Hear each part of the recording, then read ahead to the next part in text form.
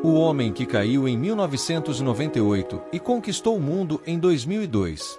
Na noite anterior à final da Copa do Mundo de 1998, o melhor jogador do planeta sofreu uma crise misteriosa.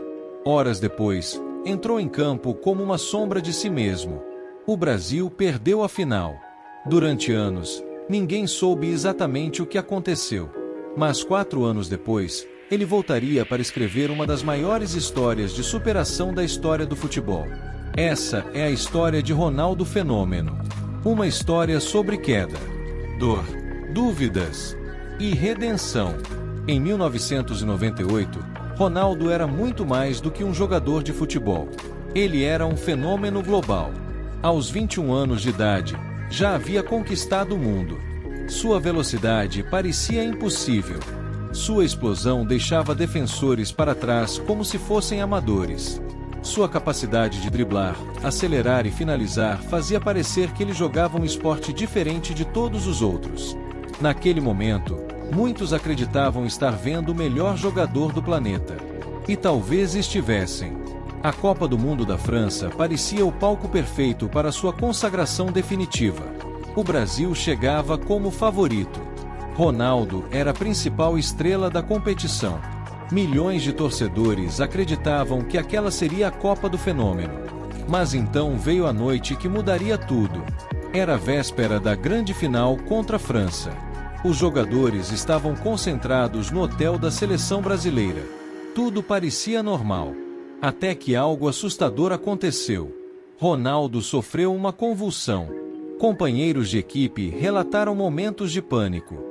Alguns afirmaram que ele perdeu a consciência. Outros disseram que a cena foi aterrorizante. Médicos correram para ajudá-lo. A comissão técnica entrou em estado de alerta. Ninguém entendia exatamente o que estava acontecendo. O melhor jogador do mundo estava prestes a disputar a partida mais importante de sua carreira. E agora sua presença em campo era uma enorme dúvida. As horas seguintes foram marcadas por incertezas. Rumores começaram a circular. Jornalistas tentavam descobrir a verdade. Torcedores não faziam ideia do que estava acontecendo.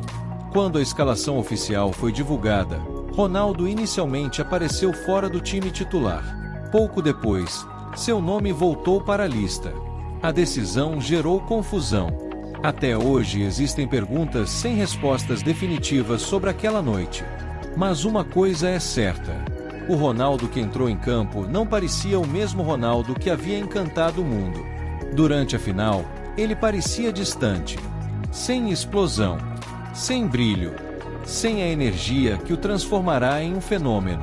Do outro lado estava uma França inspirada, liderada por Zidane. Os franceses dominaram a partida. Venceram por 3-0. Quando o árbitro apitou o fim do jogo, o sonho brasileiro havia acabado. As imagens de Ronaldo caminhando cabisbaixo pelo gramado correram o mundo. O herói havia caído. Mas o pior ainda estava por vir. Nos meses seguintes, Ronaldo tentou seguir sua carreira normalmente. Mas seu corpo começava a dar sinais preocupantes. Em 1999, sofreu uma grave lesão no joelho. Passou por cirurgia. Iniciou um longo processo de recuperação. Os torcedores aguardavam ansiosamente seu retorno. Mas quando finalmente voltou aos gramados, aconteceu o impensável. Em abril de 2000, durante uma partida da Inter de Milão, Ronaldo sofreu uma das lesões mais chocantes da história do futebol. Ao tentar uma arrancada, seu joelho cedeu. Ele caiu imediatamente. Os gritos de dor ecoaram pelo estádio. Companheiros levaram as mãos à cabeça. Médicos correram para o gramado. Milhões de pessoas assistiram horrorizadas. As imagens são difíceis de ver até hoje. Naquele momento, muitos especialistas acreditaram que a carreira do fenômeno havia terminado. Alguns médicos questionavam se ele conseguiria voltar a jogar em alto nível. Outros afirmavam que jamais seria o mesmo. As manchetes eram pessimistas. As dúvidas eram enormes. Mas Ronaldo se recusou a desistir. Enquanto o mundo questionava seu futuro, ele iniciava uma das recuperações mais difíceis da história do esporte. Foram meses de fisioterapia, treinos dolorosos, momentos de frustração, momentos em que até mesmo ele deve ter se perguntado se conseguiria voltar. Mas havia algo dentro dele que se recusava a aceitar a derrota. Ele queria voltar, e não apenas voltar, queria provar que ainda era capaz de conquistar o mundo. Quando a Copa de 2002 se aproximou, muitos torcedores ainda tinham dúvidas. Será que Ronaldo conseguiria jogar? Será que estava realmente recuperado? Será que aquele antigo fenômeno ainda existia? A resposta viria dentro de campo. Logo nos primeiros jogos do Mundial da Coreia do Sul e do Japão, ficou claro que algo especial estava acontecendo. Ronaldo estava diferente. Talvez não tivesse exatamente a mesma velocidade de antes, mas continuava mortal. Cada oportunidade se transformava em perigo. Cada toque na bola fazia a torcida acreditar. Os gols começaram a surgir. Contra a Turquia, contra a China, contra a Costa Rica, contra a Bélgica, contra a Turquia novamente. O fenômeno estava de volta. A cada partida, o mundo assistia a um renascimento. Não era apenas um jogador marcando gols. Era um homem derrotando seus próprios fantasmas. Chegou então a grande final. Brasil contra a Alemanha. De um lado, Oliver Kahn, o melhor goleiro daquela Copa. Do outro, Ronaldo, o homem que 4 anos antes havia deixado uma final derrotado e cercado de mistérios. O jogo era equilibrado. A tensão era enorme. Até que, no segundo tempo, aconteceu. Kahn falhou. A bola sobrou. Ronaldo apareceu. Gol! O Brasil explodiu em comemoração. Mas ele ainda não havia terminado. Pouco tempo depois, recebeu a bola novamente. Invadiu a área. Finalizou. Gol! Mais uma vez. Brasil 2. Alemanha 0. Naquele instante, o mundo inteiro compreendeu o que estava acontecendo. Ronaldo não estava apenas vencendo uma Copa do Mundo.